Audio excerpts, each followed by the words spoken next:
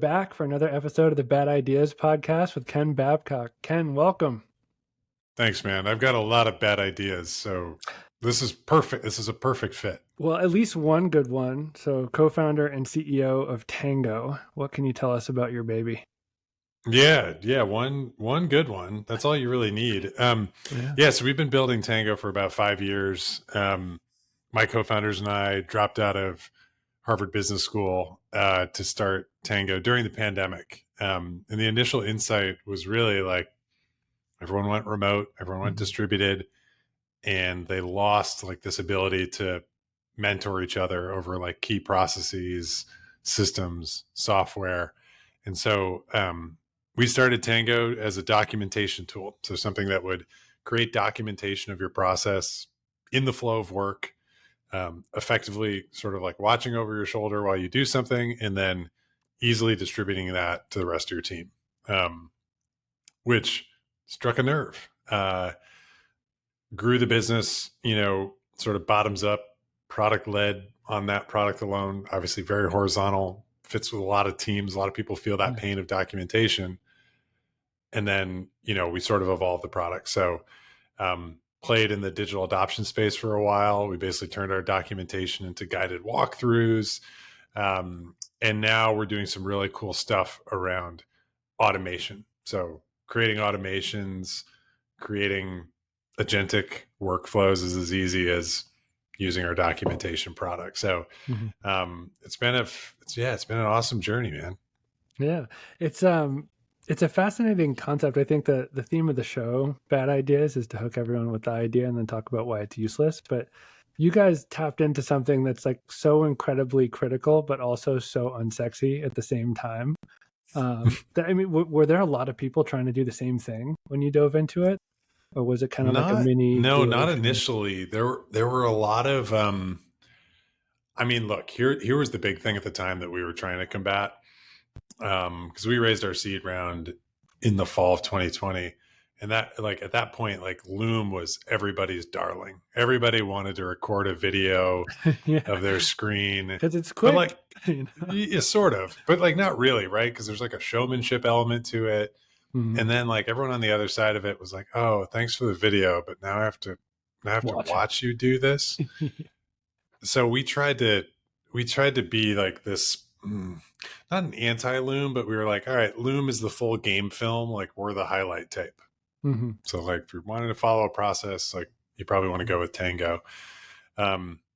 So, that was probably the initial uphill battle, but then once people recognized kind of the success and momentum we were having, there are a lot of other companies that joined in and were like, hey, we're doing this too. And we're the Tango for X, right? Yeah. And like some of them sputtered out. And some of them were just complete ripoffs. Like we would go to some websites and be like, that's weirdly our jargon. But, what is it? Imitation is the most sincere form of flattery. So cool. There you go.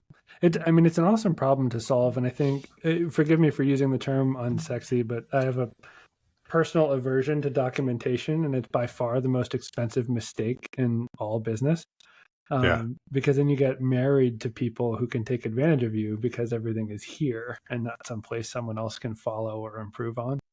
So like what you guys are doing or what you started doing was really critical. And I think a lot of folks don't understand how valuable that is until they bump into it by trying to grow beyond like 10 people. Totally. I was super lucky in that I effectively consider it my first job. I'd worked at Deloitte Consulting out of college for like 10 minutes and that was not it. But then I got an opportunity to work at Uber, and by necessity, we were super good at documentation because we were scaling so quickly.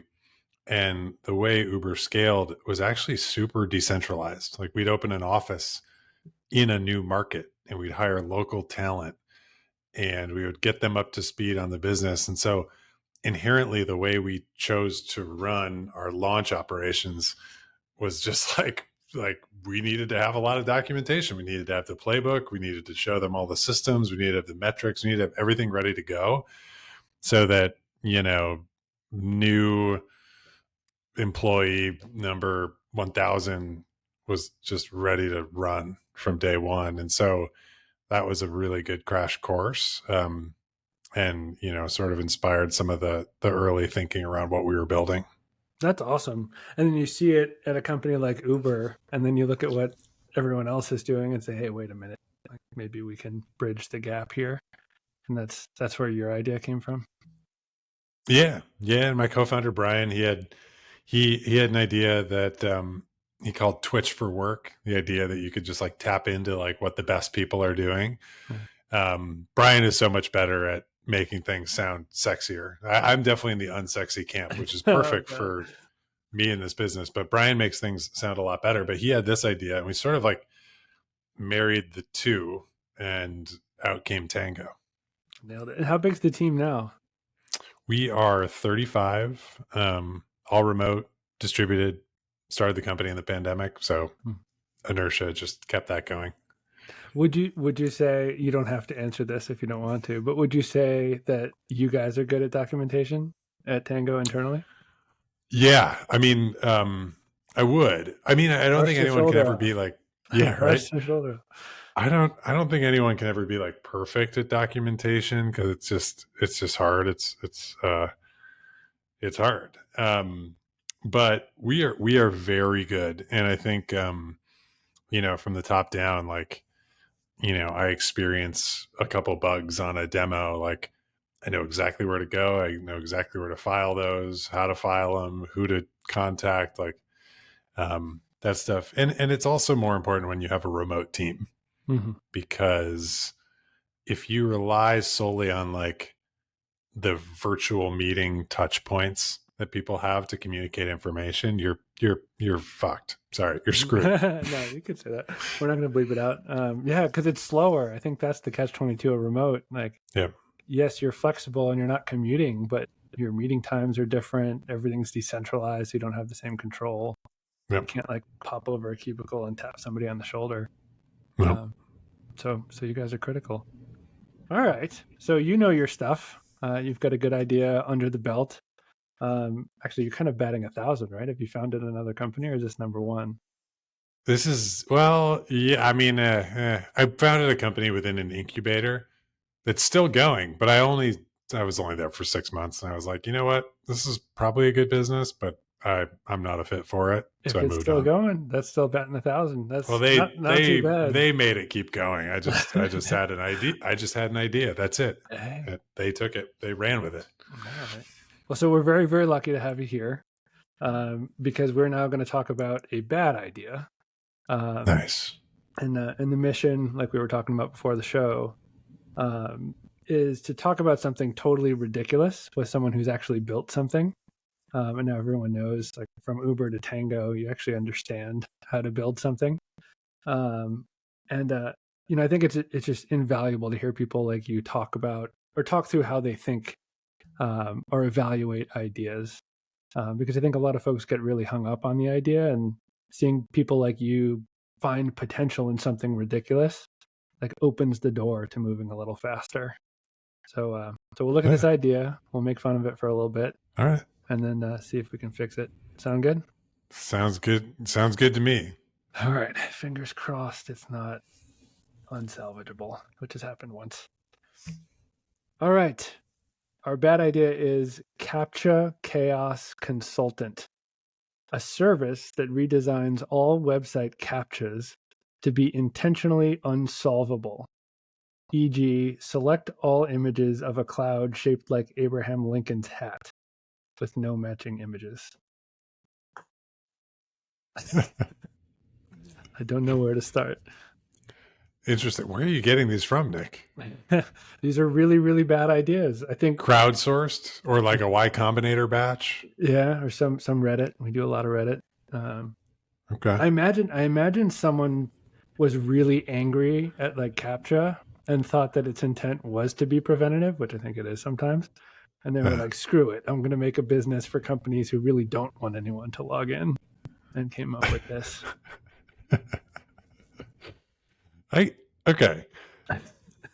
Okay. So here's my first reaction.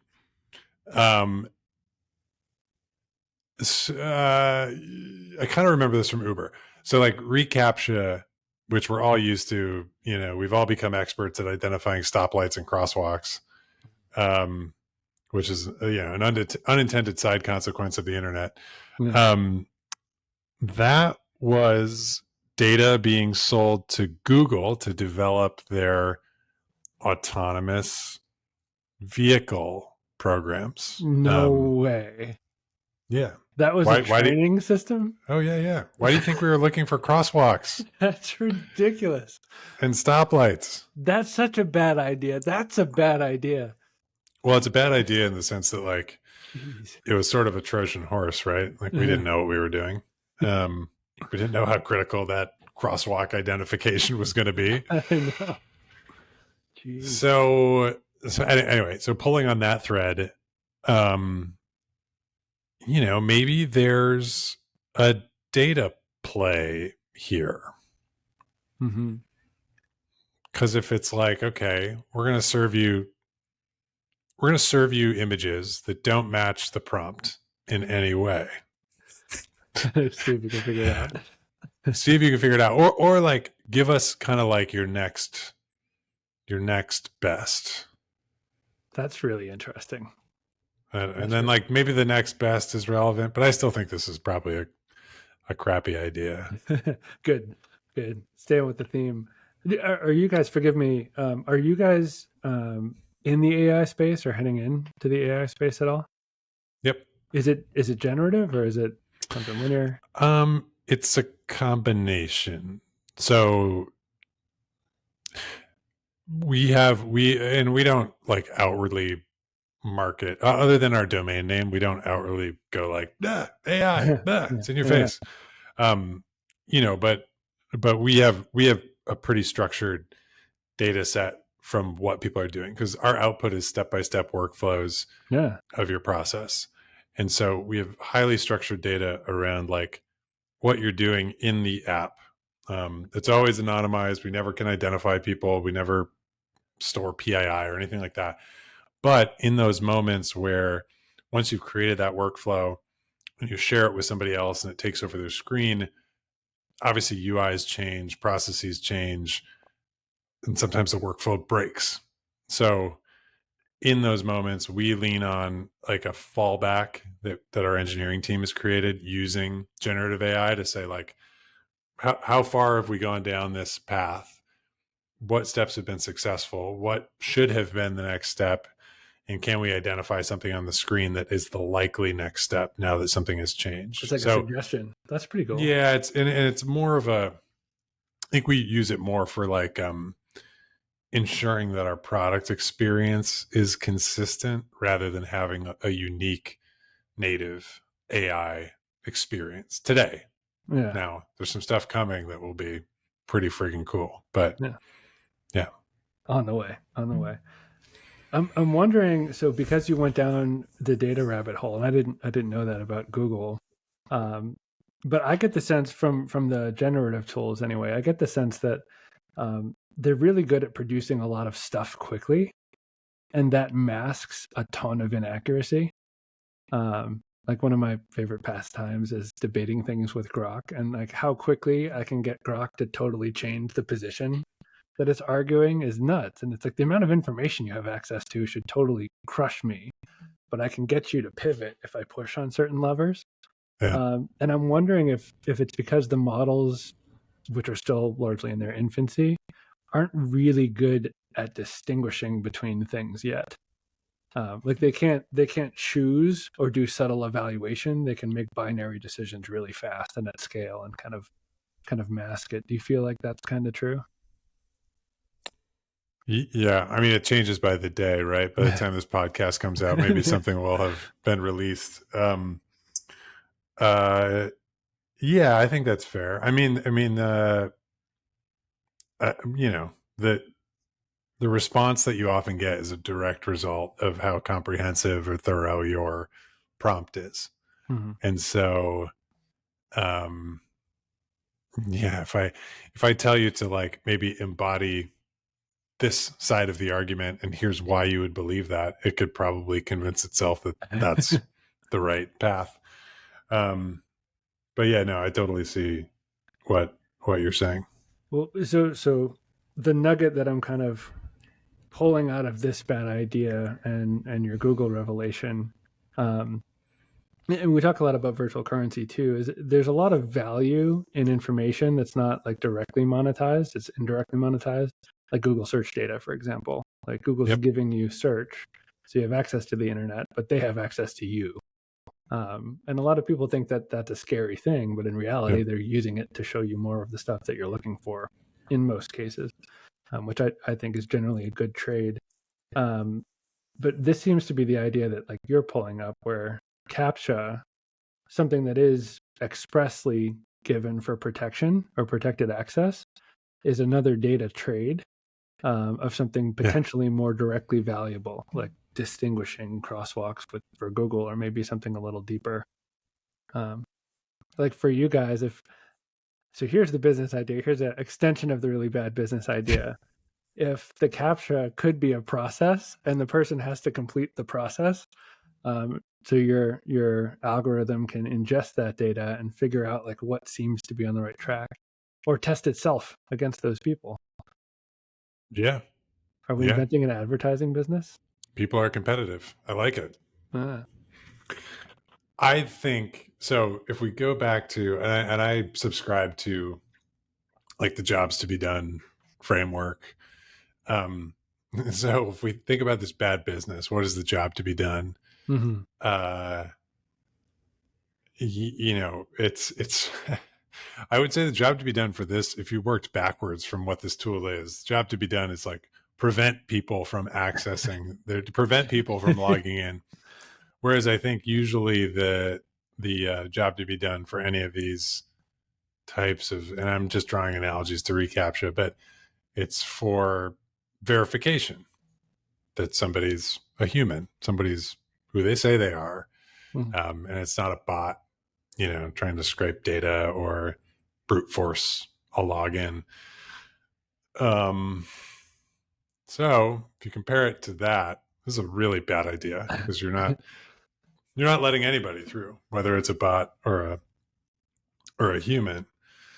Um, and I don't know that any company would employ CAPTCHA consulting services knowing that they're losing out on users being able to access their application. So yeah, it's just bad. I don't know. Mm-hmm. It's a bad idea. Unless it's a bank that doesn't want you to withdraw anything.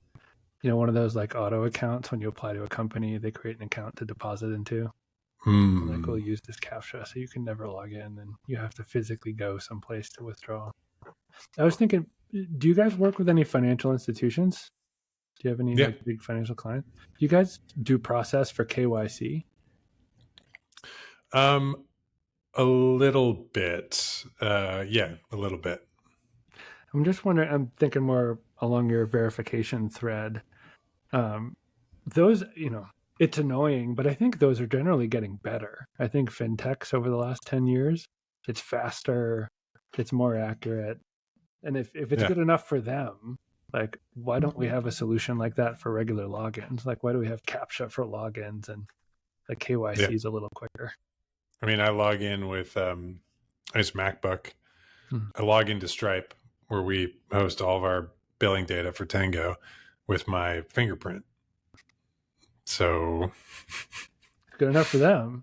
it's I mean, and it's pretty good form of identity.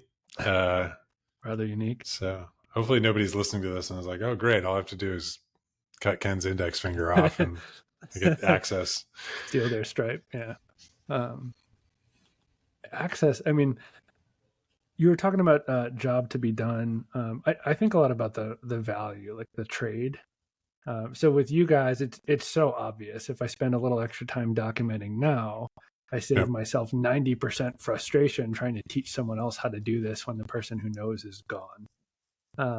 Which is massive ROI. I think a lot of people just gloss over it because they assume their team will always be where they are doing the same thing, which is Yep. a fatal mistake. I think the trade with something like this, I mean, I see it as like we need some kind of information in order to get you in here. So it's express security, but like you said with Google, like they're actually using it for training data. So it's kind of a dual trade. Yep. Do you think? I mean, you guys probably do single sign-on and everything. Is there anything else that people can be trading to get access to things? Like anything else of value to companies or to indirect companies that comes to mind? To log into their accounts. I think if nothing comes to mind, maybe it's just mature. Maybe we have all the logins we're going to need, and there doesn't Maybe need to be anything where my else. head went was do you watch Severance? No. Well, for those that do, and or actually no, maybe for those that don't, um, all the characters in Severance are basically like sorting numbers into little buckets, but like everyone's very unclear on what they're doing, and like what is it for? And so there's kind of this line in the show that the work is mysterious and important. Um, so I don't know. Maybe there is like to go on your thread of like, oh, maybe they create a process flow to get in, or they fill out a task. Um, maybe there's a game. Maybe there's some sort of game that we can use to understand something more deeply. I don't know. That's super interesting. And then people kind of look forward to it. Maybe it's a game that follows them, has some sort of like level system Yeah. based on who they are, because everybody's cookied these days. So that's really interesting. Do you Yeah. think? Do you think? I mean, you guys run a platform. Do you think access is going to be an issue, like in the near future, with AI getting smarter and like it's no longer scraping; it's something slightly intelligent trying to crack? Do you think that's going to change? Yeah. Well, I think, uh, there's the old adage that like nobody ever spends less on cybersecurity year over year. Like you're always going to up your security budget, right? Um, and I think in a world of AI agents, and we define agents internally as um, a autonomous reasoning digital worker that performs tasks on your behalf, which if you followed any tech news, like Salesforce is now all in on agents. And so, one of the places that my head goes sometimes, and, I think a lot of business leaders, you need to think about this is like, okay, great. What are the bad actors going to do with this capability? We had to think about that a lot at Uber. How are bad actors going to game our promos, our incentives, our we had to use cash in some markets, and drivers were driving around with cash. Like, what's going to happen there? So, I do think access is still going to be like really critical, particularly if um, an agent is going to be responsive to good and bad actors alike, and is not going to be able to differentiate like who is a good actor, who is a bad actor. Mm-hmm. So that access is either going to be upfront, gated, and there's going to be more hoops to jump through. I'm waiting for the day where I get to like triple auth verification, Oh, double don't auth. say it! Don't say it. Give it to me more. Or it's going to have to be built into the agent. Like the agent is going to have to do some sort of verification that you are who you say you are, and you are a good actor in this situation. So, I think it's only going to become more stringent. You don't have to answer if you don't want to yet, but is autonomous like agent functionality part of the cool stuff that's coming with Tango? Yeah, of course. All Of right. course. Like, I mean, yeah. So here's the way to think about it. We started with a documentation business, documenting processes that you conduct within software. We evolved that into like a guided walkthrough digital adoption product that lived and layered on top of the tools, and you could access it within the tools. Um, but I do think if you look at the 5 year to 10 year trajectory of software as a service, um, I find it hard to believe that like knowledge workers are going to be interacting with user interfaces in 10 years, right? Because what is Salesforce? What is HubSpot? What is Stripe? It's a user interface on top of an extremely valuable data set.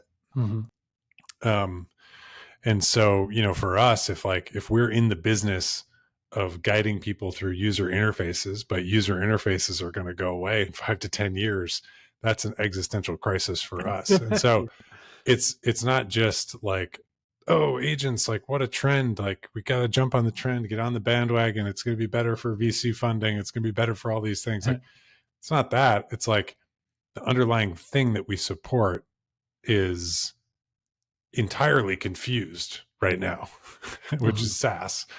And so what we need to do is like, how do we become the engine such that we are this universal agent layer across all your databases that are no longer, supporting a user interface. Mm-hmm. So that's kind of the long-term view.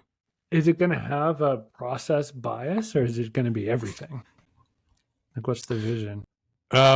So, I mean, process is going to be a part of it. So I think there's kind of there's two ways to look at workflows.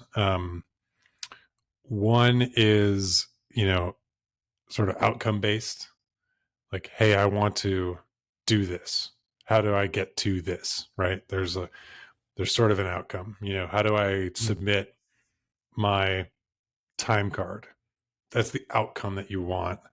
And then there's a process underlying it. And so, we basically start with the process underlying it to get closer to a future where we can support a lot of this like goal-based outcome. So I think you need like a hybrid version of both. I think, over time you do enough of those sort of process-based agentic workflows, it's going to become a lot easier to do the goal-based ones. Mm-hmm. That's super cool. I don't know if I'm thinking about it the right way, but like the picture that's in my head from what you're talking about is almost like a chat interface that does all of my training and support for my job. So like I'm hired to do XYZ, I'm given access to this thing, and like I have a buddy for everything. Is that kind of where you guys think it's going to go? Eventually, the chatbot thing is a little, and I don't mean this to diminish kind of what you said, but like I think right now the chatbot is kind of how we're all thinking about it, because it's like it's like what's immediately available in front of us, and so that chatbot it implies there's a call and response. Mm-hmm. I've decided I need to do something. I'm going to go to the chatbot and tell it what to do. And then it's going to respond. And that's the only time that it's going to get invoked. I think the reality is like, once you've laid the breadcrumbs of what a process looks like and what the goal is of that process, as some of those breadcrumbs start to take shape in your tools, whether you prompt it or not, we're going to take action. Right. So if you get an email wild. that gives you all this information about an opportunity or a new lead, let's just create the opportunity on your behalf. I mean, maybe we'll ask you to confirm that that's what you want to do, but we're not going to be just reactive in the way that a chatbot would be. That's super wild. So it learned how the process is supposed to go, and it kind of starts taking pieces of that work to accelerate or augment what the human's doing on their own. Yep. That's super wild. Yeah. Right. But I think that's realistically how it's going to go, right? Now you're going to hire salespeople who are great sellers and can build great relationships and aren't just like, data. Oh, I'm the best at navigating the CRM. Yeah. I'm the best Salesforce guy ever. Yeah. But you know what though? I mean, there's that rigor. That sales rep who has a rigor to their process and what they do today that probably makes them pretty good. Mm-hmm. like probably overcompensates for like maybe some of the other skills that they lack because they're doing things in a timely fashion. They're capturing all this information. They're transcribing their notes. Um, but if we even the playing field, then who's going to be really good are the folks who can build relationships. How do you have a process you use to be able to kind of see where you think the market's going and then decide like, No, hey, you just gut, you just feel no, like it's this not is that what's going either. to I don't happen? know. I think it's no, I mean, I appreciate the question. You're giving me way too much credit. But you're doing it and you have millions of dollars bet on this. So this is real. Yeah, This is but real. here's kind of the reality of it. Like if you listen hard enough to customers and your ICP, there's always going to be a group that's really vocal about what needs to change.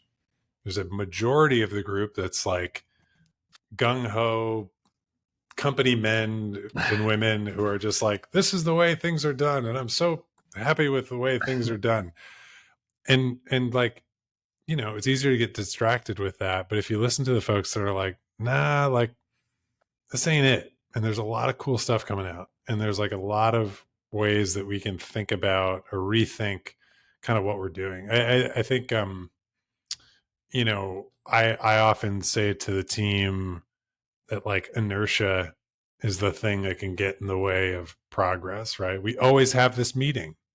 So we always have this meeting. And it's like, well, no, like if it doesn't work anymore, like let's not do that. I mean, it's a small example, but Mhm. I think in any market within your ICP, there's always going to be an outspoken minority that's sort of dictating where like the future is going to go. And so if you're listening to those folks, um, and you can provide a solution for those folks either now or down the road, like I think that's what helps you respond to the market. Like we're not in the business of like uh predicting where and manifesting where things are going to go. I actually think uh some of the best businesses aren't necessarily the ones that can be super super proactive, but are actually the ones that can be like hyper reactive.